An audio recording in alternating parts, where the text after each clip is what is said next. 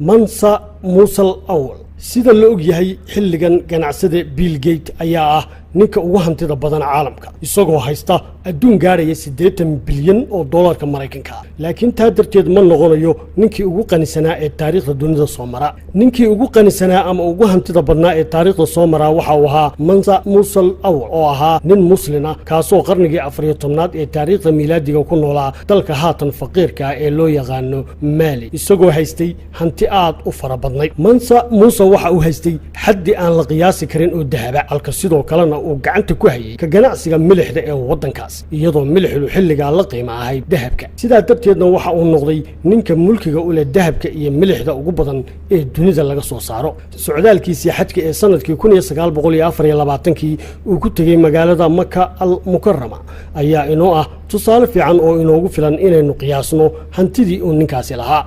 isagoo socdaalkiisii xajka ay ku wehelinayeen 60,000 oo qof dadkaas oo 12,000 oo ka mid ah ay sideen ama xamaalayeen dahab inaga oo maskaxdeena kaga qiyaas qaadan karna cadadka dahabka ay qaadi karaan 12,000 oo qof mansa muusa ayaa dahabkaasi ku qaybiyay dhammaan deegaanadii uu sii mariyay taasoo keentay in qiimaha dahabku uu si weyn hoos uga dhaco suuqyada caalamka xilliga oo ahaa waqtigii ay qaaradda Yurub la tabaalaysnayd gaajada iyo dagaalada sokeeye waxaana adduunka ka yaabisay dahabka inta leeg ee uu qaybiyay dadkii faqiirka ahaa ee muslimiinta ahaa taasina waxa sii dheeraa isagoo maalin kasta oo jimcaha amar ku bixinayay in la dhiso masaajid weyn mansa muusa waxa uu xijaabtay sanadkii 1937 taariikhda miilaadiga xilliga oo ay hantidiisu maraysay 400 oo bilyan oo dollarka Mareykanka taasoo 5 jeer ku soo laabanta hantida uu maanta haysto ganacsadaha Bill Gates oo haatan ah ninka ugu hantida badan caalamka